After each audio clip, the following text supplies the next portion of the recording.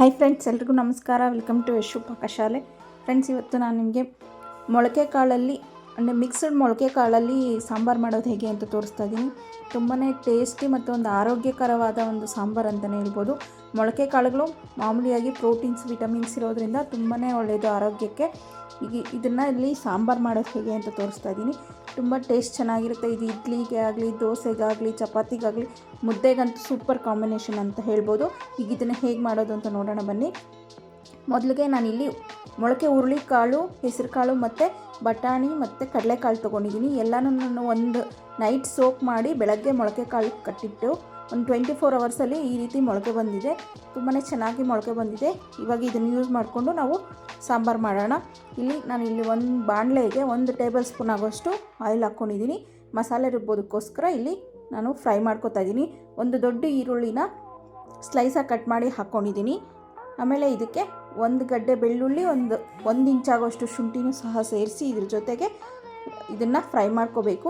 ಈರುಳ್ಳಿ ಸ್ವಲ್ಪ ಲೈಟಾಗಿ ಫ್ರೈ ಆಗಾದಮೇಲೆ ಇದಕ್ಕೆ ನಾನು ಖಾರಕ್ಕೋಸ್ಕರ ಖಾರದ ಮೆಣಸಿನ್ಕಾಯಿ ಮತ್ತು 1-2 ಬ್ಯಾಡಗಿ ಮೆಣಸಿನ್ಕಾಯಿನ ಹಾಕ್ಕೋತಾ ಇದ್ದೀನಿ.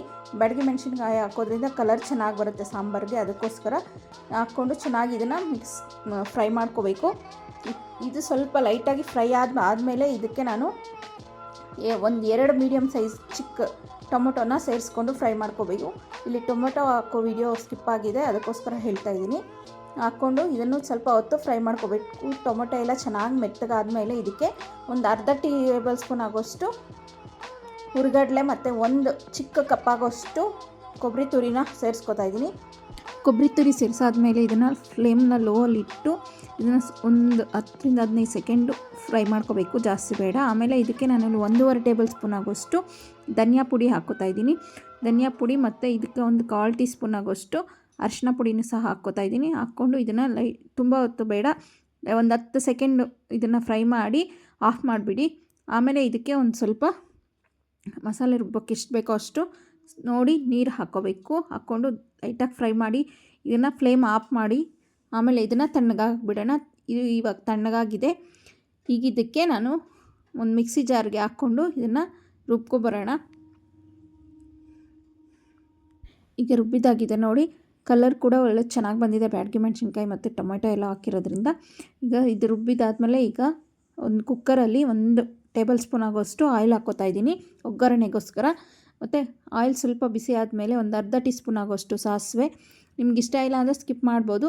ಸಾಸಿವೆನ ಹಾಕ್ಕೊಂಡ್ರೆ ಚೆನ್ನಾಗಿರುತ್ತೆ. ಹಾಕ್ಕೊಂಡು ಇದಕ್ಕೆ ಒಂದು 4-5 ಬೆಳ್ಳುಳ್ಳಿ ಹೆಸರು, ಒಂದು ಸ್ವಲ್ಪ ಈರುಳ್ಳಿ ಹಾಕ್ಕೊಂಡು ಒಂದು 10-15 ಕರಿಬೇವಿನ ಎಲೆ ಹಾಕ್ಕೊಂಡು ಸ್ವಲ್ಪ ಫ್ರೈ ಮಾಡ್ಕೋಬೇಕು. ಒಗ್ಗರಣೆ ಎಲ್ಲ ಚೆನ್ನಾಗಿ ಫ್ರೈ ಆಗಬೇಕು ನೋಡಿ. ಈ ರೀತಿ ಆದಮೇಲೆ ಈಗ ಇದಕ್ಕೆ ನಾನು ತೊಳೆದಿಟ್ಕೊಂಡಿರೋಂಥ ಮೊಳಕೆ ಕಾಳುಗಳನ್ನ ಸೇರಿಸ್ತಾ ಇದ್ದೀನಿ. ಮೊದಲು ಹುರುಳಿಕಾಳು, ಆಮೇಲೆ ಹೆಸರು ಕಾಳು, ಇದಕ್ಕೆ ಬಟಾಣಿ ಮತ್ತು ಕಡಲೆಕಾಳನ್ನ ಸಹ ಮೊಳಕೆ ಬರೆಸ್ಕೊಂಡಿದ್ದೆ, ಅದನ್ನು ಸಹ ಹಾಕ್ಕೊಂಡು ಫ್ರೈ ಮಾಡ್ಕೊಬೇಕು.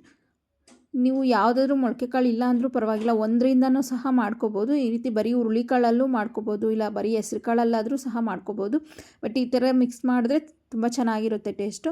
ಹಾಗೆ ಇಲ್ಲಿ ನಾನು 1 ಆಲೂಗಡ್ಡೆನ ಈ ರೀತಿ ಕಟ್ ಮಾಡಿ ಸಣ್ಣದಾಗಿ ಕಟ್ ಮಾಡಿ ತೊಳೆದು ಇದಕ್ಕೆ ಸೇರಿಸ್ತಾ ಇದ್ದೀನಿ. ಅದನ್ನು ಸಹ ಇದರಲ್ಲಿ ಲೈಟಾಗಿ ಇದನ್ನು ಫ್ರೈ ಮಾಡ್ಕೋಬೇಕು. ಆಮೇಲೆ ಒಂದು 4 ಬದನೆಕಾಯಿನೂ ಸಹ ನಾನು ಇದನ್ನು ಕಟ್ ಮಾಡಿ ಹಾಕ್ಕೊಂಡು ಅದನ್ನು ಸಹ ಒಗ್ಗರಣೆಯಲ್ಲೇ ಫ್ರೈ ಮಾಡ್ಕೋಬೇಕು.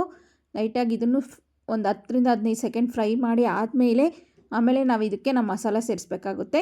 ಇದನ್ನು ಚೆನ್ನಾಗಿ ಫ್ರೈ ಆಯಿತು. ಈಗ ಇದಕ್ಕೆ ನಾವು ರುಬ್ಬಿಟ್ಕೊಂಡಿರೋವಂಥ ಮಸಾಲೆನ ಸೇರಿಸ್ತಾ ಇದ್ದೀನಿ. ಸೇರಿಸ್ಬಿಟ್ಟು ಚೆನ್ನಾಗಿ ಇದನ್ನು ಮಿಕ್ಸ್ ಮಾಡ್ಕೋಬೇಕು. ಫಸ್ಟೇ ನೀರು ಹಾಕ್ತೀರಾ, ಫಸ್ಟ್ ಒಂದು ಸರಿ ಮಸಾಲೆ ಎಲ್ಲ ಹಿಡಿಯೋ ಥರ ಮಿಕ್ಸ್ ಮಾಡ್ಕೋಬೇಕು. ಒಂದು ಲೋ ಫ್ಲೇಮಲ್ಲಿ ಇಟ್ಕೊಂಡೇ ಮಿಕ್ಸ್ ಮಾಡ್ಕೊಳ್ಳಿ. ತುಂಬ ನೀರು ಹಾಕ್ತೀರಾ, ಒಂದು ಸ್ವಲ್ಪ ನೀರು ಹಾಕಿ ಈ ರೀತಿ ಮಿಕ್ಸ್ ಮಾಡ್ಕೊಳ್ಳಿ. ಮೊದಲು ಇದಕ್ಕೆಲ್ಲ ಮಸಾಲೆ ಚೆನ್ನಾಗಿ ಹಿಡಿಯುತ್ತೆ, ಅದಕ್ಕೋಸ್ಕರ ನಾನು ಫಸ್ಟೇ ನೀರು ಹಾಕ್ಕೋತಾ ಇಲ್ಲ. ಈ ರೀತಿ ಒಂದು 2 ನಿಮಿಷ ಆದಮೇಲೆ ನಮಗೆ ಕನ್ಸಿಸ್ಟೆನ್ಸಿ ನೋಡಿಕೊಂಡು ಅದು ಸ್ವಲ್ಪ ಕುದೀತಾ ಇರುತ್ತಲ್ವ, ಆವಾಗ ನೀರು ಕನ್ಸಿಸ್ಟೆನ್ಸಿಗೆ ಬೇಕಾದಷ್ಟು ನೀರು ಸೇರಿಸ್ಕೊಂಡು ಹಾಕ್ಕೊಳ್ಳಿ. ತುಂಬ ಗಟ್ಟಿ ಇದ್ದರೂ ಚೆನ್ನಾಗಿರಲ್ಲ, ಹಾಗೆ ತುಂಬ ತೆಳುವಾದರೂ ಚೆನ್ನಾಗಿರಲ್ಲ. ಇದು ಈ ಕನ್ಸಿಸ್ಟೆನ್ಸಿ ಆದರೆ ತುಂಬ ಚೆನ್ನಾಗಿರುತ್ತೆ. ಮತ್ತು ಇದು ಬೆಂದಾದಮೇಲೆ ಒಂದು ಸ್ವಲ್ಪ ಮಂದ ಬರುತ್ತೆ, ಇದು ತಿಕ್ನೆಸ್ ಬರುತ್ತೆ. ಅದಕ್ಕೋಸ್ಕರ ನಾನಿಲ್ಲಿ ಇಷ್ಟು ನೀರು ಹಾಕ್ಕೊಂಡಿದ್ದೀನಿ. ನೀರು ಹಾಕ್ಕೊಂಡು ಉಪ್ಪು ಹಾಕ್ಕೊಳ್ಳಿ. ಉಪ್ಪು ಹಾಕಿರೋ ವೀಡಿಯೋ ಸ್ಕಿಪ್ ಆಗಿದೆ. ರುಚಿಗೆ ತಕ್ಕಷ್ಟು ಉಪ್ಪು ಹಾಕ್ಕೊಂಡು ಆಮೇಲೆ ಇದನ್ನು 2 ವಿಷಲ್ ಬರ್ಸ್ಕೊಂಡ್ರೆ ಸಾಕು. ನಮಗೆ ಮಿಕ್ಸ್ಡ್ ಮೊಳಕೆಕಾಳು ಸಾಂಬಾರು ರೆಡಿ ಆಗೋಗುತ್ತೆ. ತುಂಬಾ ಟೇಸ್ಟ್ ಚೆನ್ನಾಗಿರುತ್ತೆ. ಇನ್ನು ಇಡ್ಲಿ ಜೊತೆ ಆಗಲಿ, ದೋಸೆ ಜೊತೆ ಆಗಲಿ, ಅಥವಾ ಚಪಾತಿ, ಮುದ್ದೆಗಂತೂ ಸೂಪರಾಗಿರುತ್ತೆ. ಮುದ್ದೆ, ರೈಸ್ ಯಾವುದಕ್ಕಾದ್ರೂ ಸೂಪರ್ ಕಾಂಬಿನೇಷನ್ ಅಂತಲೇ ಹೇಳ್ಬೋದು. ನಾನು ಇಲ್ಲಿ ಮುದ್ದೆಗೋಸ್ಕರನೇ ಇದು ಸಾಂಬಾರು ಮಾಡಿರೋದು. ಮುದ್ದೆ ಜೊತೆ ಅಂತೂ ಸೂಪರಾಗಿರುತ್ತೆ. ನೀವು ಒಂದ್ಸರಿ ಇದನ್ನು ಟ್ರೈ ಮಾಡಿ ನೋಡಿ, ಹೇಗೆ ಬಂತು ಅಂತ ನಮಗೆ ಕಮೆಂಟ್ ಮಾಡಿ ತಿಳಿಸಿ. ಹಾಗೆ ನಮ್ಮ ವಿಡಿಯೋ ಇಷ್ಟ ಆಗಿದ್ದರೆ ಒಂದು ಲೈಕ್ ಮಾಡಿ, ಶೇರ್ ಮಾಡಿ, ಹಾಗೆ ತಪ್ಪದೇ ನಮ್ಮ ಚಾನಲ್ನ ಸಬ್ಸ್ಕ್ರೈಬ್ ಮಾಡಿ ಫ್ರೆಂಡ್ಸ್. ದಯವಿಟ್ಟು ನಮ್ಮ ಚಾನಲ್ನ ಸಬ್ಸ್ಕ್ರೈಬ್ ಮಾಡಿ. Thank you for watching friends.